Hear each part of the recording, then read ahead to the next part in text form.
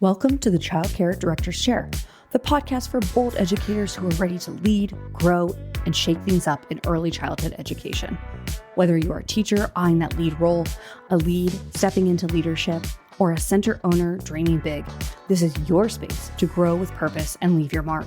Hosted by heart-centered leadership coach Erica Sacoccio, each episode brings you real talk, actionable tools, and a contagious laugh or two, all designed to help you step into your next level with confidence. So pour your coffee, pop in those earbuds, and take your seat, because your leadership journey starts right now in the Childcare Director's Chair. What? Listen, boo. Every season in your business hits differently. Some of you all are in growth mode, hiring like crazy, dreaming of wait lists, and others are secretly in sell mode. So wondering how much longer you can keep this up? A few of you are, I know that for sure. And some of you might even be in your legacy era, building something that will outlive you, outlast your licensing visits. And here's the truth. No matter what season you're in, if you're not building your childcare business like it could run without you, you're hustling backwards. And this episode is about knowing your season and building with intention, because your exit plan, your peace, and your power depend on it. Today, we are joined with Chelsea Rue, who is I'm going to let her explain exactly what she does. I don't want to say the wrong thing. I feel like it is a childcare broker, but it might be a little more intensive than that. So Chelsea, welcome to the show. Hey, Erica, thanks for having me. So yeah, you pretty much nailed it. I help people sell their schools. And so I was an owner. I still am an owner. And, being in that role, and I bought both of my schools. So going through that process and seeing what that was like, which it was most unpleasant, I'll be honest. If you've ever bought a school, especially from agents and brokers who don't know childcare, it's not very fun. And so I had that season of growth, and then you talked about that transition, and now I'm in that season of helping serve others and helping them achieve their goals, and that's so fun. It's all fun. I mean, I can remember the first day I got the keys to my very first school. There's nothing like that feeling. And I imagine there'll probably be a different feeling when you turn those keys over to someone else. But I am not there yet. So I don't know that feeling yet, but you could probably maybe share some of that throughout today's episode. So let's dive into it. Let's set the scene, right? How can a childcare owner know what season they're really in, whether it's growth mode, sell mode, or legacy mode? What does your gut tell you? That is my biggest advice, because I hear some people who, and I fell into this trap too, right? Everyone is, oh yeah, I'm going to buy schools. And it's actually ironic. When I sold my second school, both of my best friends in the industry both bought their third schools in the same month. And so it was really interesting to, have that pivot. But instead of feeling left out or upset, I was truly joyful for them and truly joyful for me. And that's when I was like, yep, I'm doing the right thing. Yeah. And it's funny when I say season, because the seasons of your life also will reflect the seasons of your business, right? Oh. So when I first started, when I first started in the field, I started because I had a kid, right? I'm just being honest, I would not have been in this field had I not had a child. It was just the path that led me here. Then when I opened my first school, I had just adopted my son, who was 4. So yet I added another child into the mix, right? Now my kids are grown. They're older. My first and second generations of students and staff, to be honest, have all grown out of the business, out of my school now, because I've been in business a long time, right? And so there's that change too. Like you start your business with your original team, and there's just some magic that really happens. And then as people, I don't want to say phase out, but start to retire and those things, you start to feel different. Of course, you build a new team, but it isn't quite the same, and nobody really tells you that, but it isn't quite the same. So, or, I think too, like, I had those kids and I was like in this like ramp up, grow mode. But for others, it might be the opposite. I know folks who have had a baby and said, nope, nope, I'm done. I'm going to spend all my time with my children. So yeah, I think like you said, go with your butt. Your butt, your gut. It is very early this morning. Well, Go if it's with a your pain gut. and if it's a pain in your you know what, go with your Yes, butt too. that too. That too. Awesome segue. So what are some signs that maybe you've outgrown that survival mode and you are ready to think more like a CEO in that growth mode? What are some So, signs? I think the first thing is you really start envisioning a bigger future for yourself, your employees, especially your key employees. Because how many Mhm, times do we hear business owners talk about, oh, I'd love to create a position for this person because I know they mhm, could grow into it, right? How many of the people do we know in this industry who grew their businesses so that they could grow their people too? mhm. Yeah, Um, I love I hear that. that one. I hear that one a lot. And Well, yeah. I bought my second center from my previous boss. I opened my first one from scratch. My second one and third one I bought from my previous employer, who we had got along, famously. It was just time for me to grow and do other things, but yeah, providing opportunity to grow within your program is probably one of my favorite things to talk about, but that's a different episode.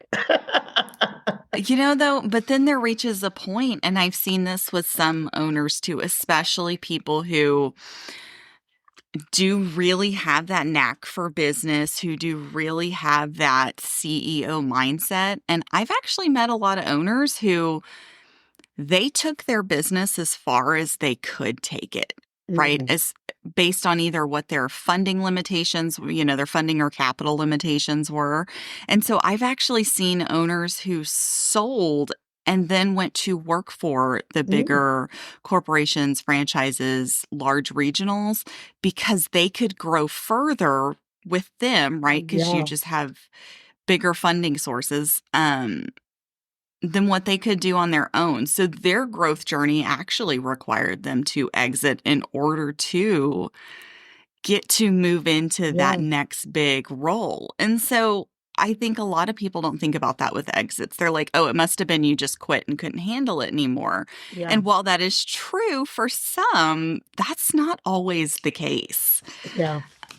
I think we've seen a lot of that after COVID. I think that we've seen a lot of that in the last 2 years, well, in particularly in my state, and I'm sure this is probably countrywide, where franchises are coming in and buying, 4, 5, 6 centers in an area and then just, growing that way.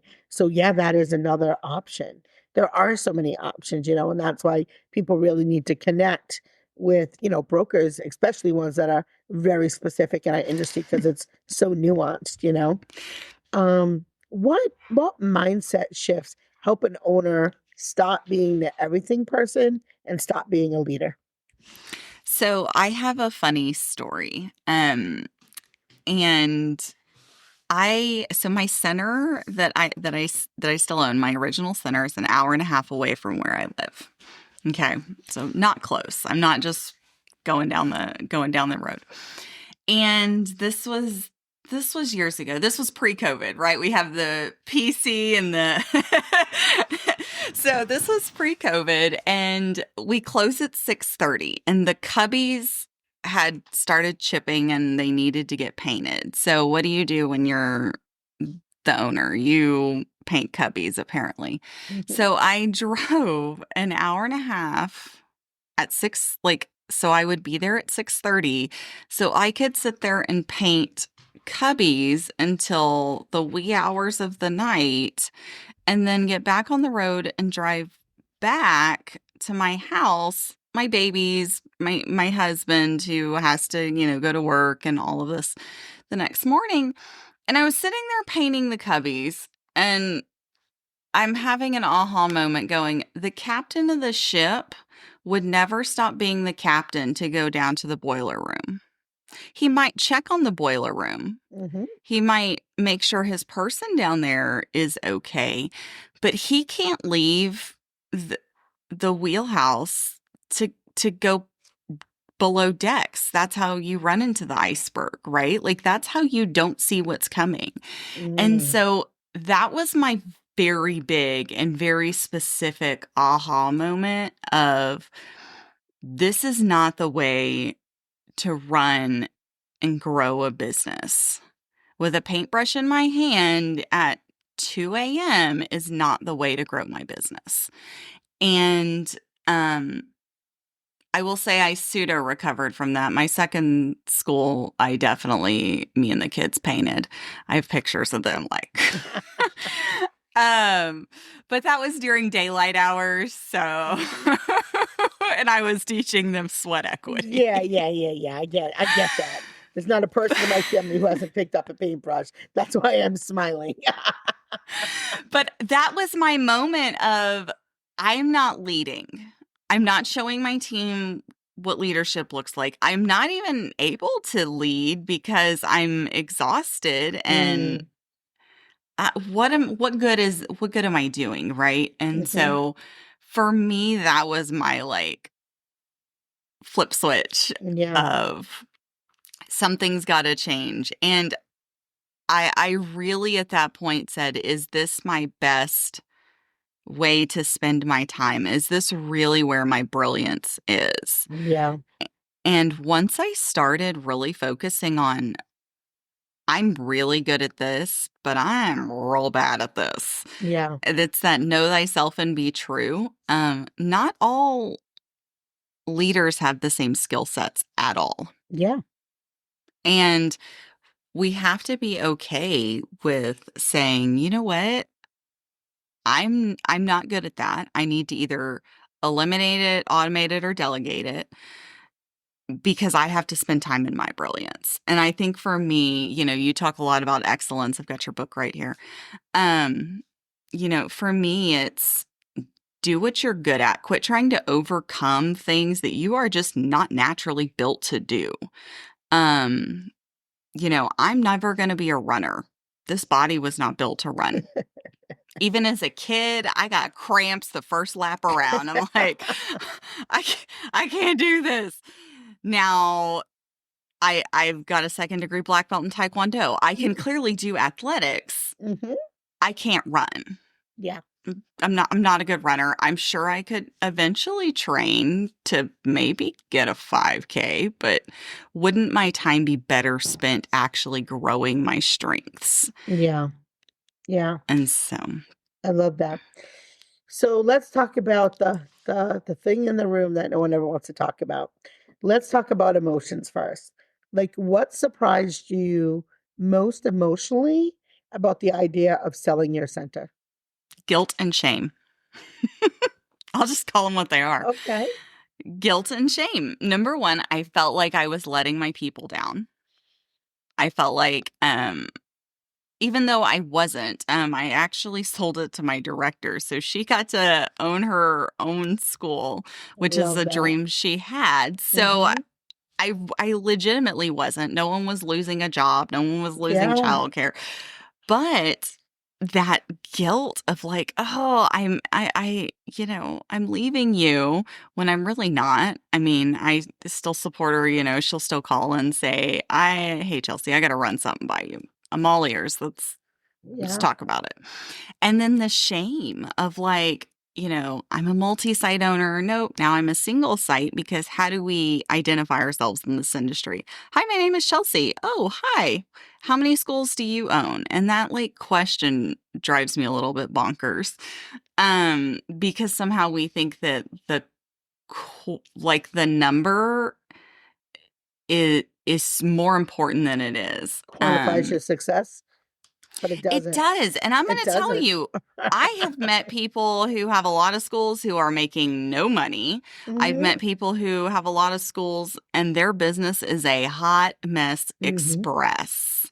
Like they're running ragged their Mm-hmm. team's ragged. I mean, it's a you-know-what show. Yeah. And so, but before I got to be on this flip side where, right, that's what people come to me with. They come to me with their books and their hot messes and are like, help, I need to sell. And I'm like, well, we're going to do a little bit of work Yeah. because, Nobody wants your mess. yeah, let's work together. And so that's the other thing. Don't wait until you're in complete crisis mode. Yeah. And, you know, you talked about the overwhelm and burnout, right? It's real, not Mm-hmm. just in our industry. Let's be honest. It's real in our culture. Mm-hmm. We've created a burnout culture. And I don't, you know, a lot of people fix it for your directors. I'm like, it's just our culture. We don't separate work and home time well. We, you know, we don't have boundaries. We don't do any of those things very It's because we well. have cell phones. I will say, I really don't like that little device. It really truly is. I mean, just if you think about it, if you owned a center 12 years ago, at no time in the world would a parent call your home at 8 o'clock at night. It would not happen.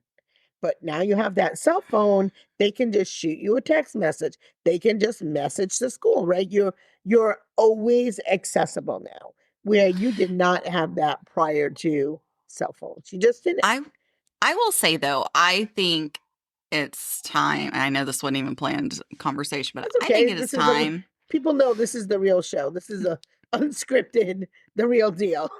That's how I Go am. ahead, Like, Chelsea. we're going with it. Set boundaries. Your business has operating hours. Mm-hmm. Don't answer the phone after operating hours. Yeah. If your school closes at 6:30, guess what? We're closed at 6:30. You don't expect to call the flooring company after they close and expect to get an answer. Honestly, you don't even get an answer back from your doctor's office. Yeah. So the fact that somehow we think these parents' crises that they invent at 8, 9, 10 o'clock at night need to be handled, they absolutely don't. You treat people how to treat you.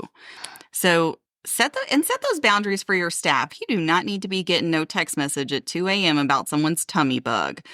You can... That never happens. What are you talking about? I'm like, no. Is So she an is opener? Then it doesn't matter. Like, Yeah. she can talk to you once the building's. Okay. Honestly, she can talk to you once you're there, and she can talk to Yeah. whoever's in the building when the building opens. Yeah. But we got to set some boundaries because that is how we burn out much quicker than we need to because we are afraid to set those boundaries. Yeah. My point is just the culture of it. Nobody would ever call your home phone, but somehow the cell phone has created no boundaries. Anyway, so we'll get back on task, guys. Sorry about that, but this is the life that you live, and we would just want to let you know we know all about it. So how can an owner start emotionally detaching from the business that they feel like they're abandoning their baby? Like, that's real. So realizing that your identity is not your business. And that's a big one. And it's not just your business. You're going to find this with any job, right? But our identities and our self-worth are so tied to our businesses. And that's really dangerous because there's a lot of things that can happen with our business that are simply outside of our control. 100%. You know what we couldn't control? COVID. It was completely outside of our control. Mm. And I think a lot of us could probably identify with that. But how many times do we also not identify the random parent who decided to have a social media crusade because she woke up on the wrong side of the bed and somehow she feels she was wronged? Sometimes people just do negative things, and we have to not take that and say, I'm a bad person because, someone said something bad about my business. Like, we've got to quit taking all of that and really wrapping our identities into this business because it's an asset. That's why we built it, right? Like, we built it either to replace our income from a previous job so we could provide for our kids. We bought it as, hey, I want to I want to grow this business, but most people also didn't say, so I never make any money. I mean, Yeah. we did it so we could like provide for our families. And so the business is going to go up and down. You talk about life cycles, and one Mm. of my biggest ahas recently was just the waves of business, right? And sometimes it's the outside economy. Is that something that we can factor in? Right now, we're seeing lower enrollment numbers. I mean, minus COVID than I've ever seen just across the board. People are finding alternate care right this minute. Money is tight. Is that because we're doing something wrong? Did we do something wrong because we had a competitor build a brand new school across the street? And, big and shiny generally does get attention. Like Doesn't all of keep it these, though. no, but it does get attention. Yeah. But all of these things that we would take personally, right, because it would cause some stress on our business or we would see a dip, we've got to quit taking that Yeah. personal. Our self-worth and our net worth are not the same thing. And the value of our business and the value of us as a person and a leader are not the same thing. And so, actually on page 2 of my book, Your Business is Not Your Baby. Because I used to think of it that way too, but I had to realize, like, no, this has a job to do. And Yeah. I have to hold it accountable. Yeah. That's very, very true. So, what are some practical? Let's get into the actual what do I do? Okay. Let's say we've decided that we're going to exit in some kind of way. Maybe what are the first practical steps someone should take, even if they're thinking about selling in 2 to 5 years? So I would say start a relationship with an agent or broker. Why? Because especially if you're looking for 2 to 5 years, you want them to look at your books now and tell you some red flags because you want to fix them ahead of time. Some red flags can be fixed retroactively, like if you're running a whole bunch of personal expenses through the business and you're commingling funds, you're going to want to stop that because it makes your books look messy and worse than they are. But a good broker will also tell you, hey, you know what? These numbers are out of line. Let's start trying to get those in order. Because as much as it's pretty classrooms and all this, it's your numbers. That is the number one thing that you want to make sure you have in order. But a lot of people don't even know, what does that look like? What reports do I need? What should my numbers look like? Mm. And so that's why I started talking about it, because no one was talking about it in a meaningful way. Yeah. So I would say first step, actually talk to someone who's a professional. Do not talk to Bob, your, friend who does real estate, like he sells houses, right? Your buddy Bob does not know squat about selling a childcare business. Yeah. And it shows when I see the listings. I'm like, okay, that was what we were going to do. All right, that's terrible. I've seen that even when I've looked at schools. I can remember there was this beautiful Montessori school that was for sale, and I had asked the broker what was the capacity. He didn't even know. I'm like, what is it Yeah. licensed for? Oh, I have to ask the owners. I'll get back to you. How are you selling this if you don't know? That's going to be one of the number one questions that somebody's going to ask you. Didn't know. Yep. Yeah, didn't know. Uh-huh. Oh, yeah. It's pretty bad. Like I said, both of my schools I bought, there was definitely wrong information, like a license transfers. In Texas, it sure doesn't. That's Yeah. not there are very few states that it does. Very few. But they don't know these things. And so how hard is it going to be for a buyer to come in, actually assess your business in a positive way, and then want to buy it? Like, making that wrong relationship can hurt you very, very badly. So that's why my first step is start building those relationships with people. You don't have to marry them. Honestly, The only time I ever get paid is once you do. Actually, you get paid before I do. But it costs nothing to build that relationship. And that's not true for all agencies, but for us, we're there building relationships, right? Even through it costs you nothing to list, it costs you nothing to do all of that. So what does it hurt to build that relationship? It doesn't. So Yeah. that's my first step. Just start talk. And who do you vibe with?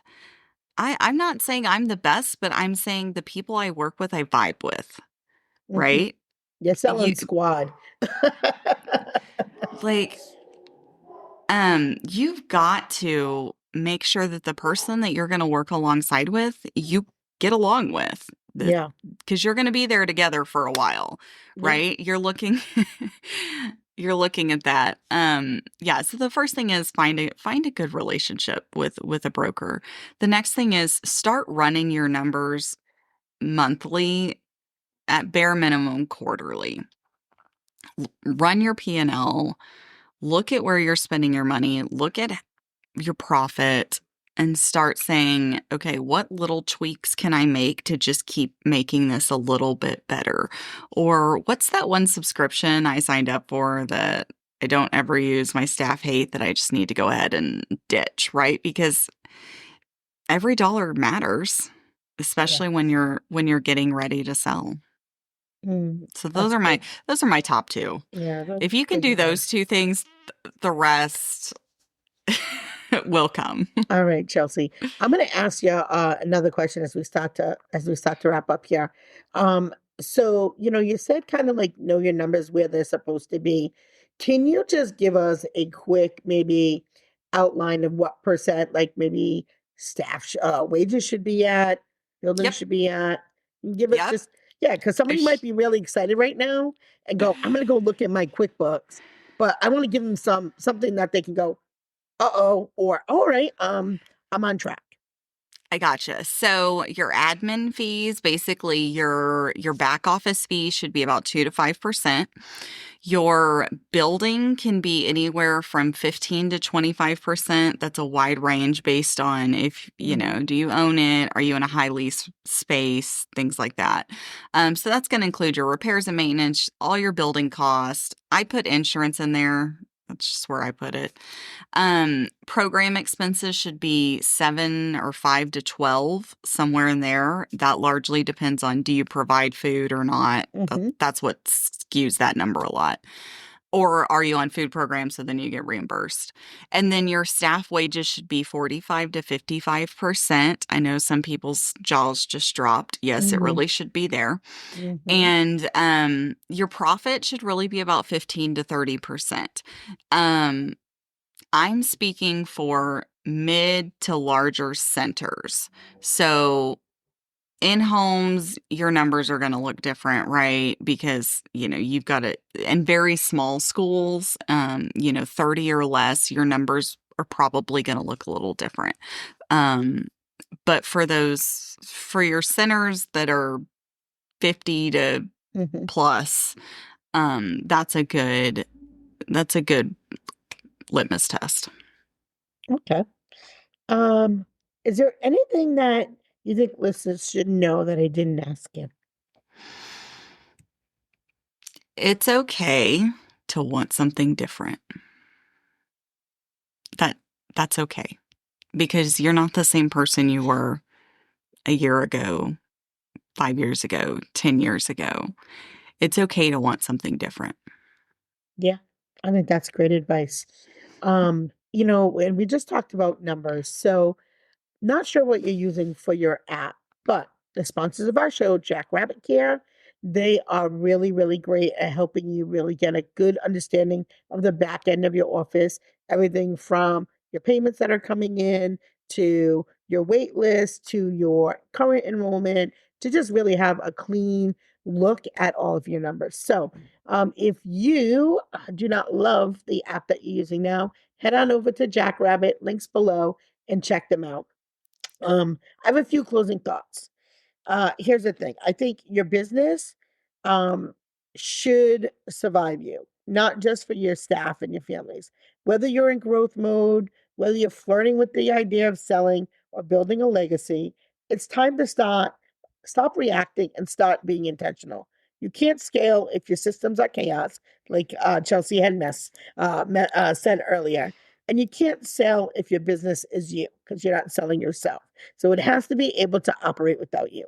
And you can't leave a legacy if your leadership dies the moment you step away, because people should know the vision and be able to carry it out again without you. So know your season, own your power, and build it like the boss you are. Thank you for tuning in to the Childcare Director's Chair podcast. I'm your girl, Erica Scoccio, and we are out. That's a wrap for this episode of the Childcare Director's Chair, where we believe leaders aren't born, they're grown. If something sparked for you today, share it, shout it out, or pass it along to the next bold changemaker in childcare.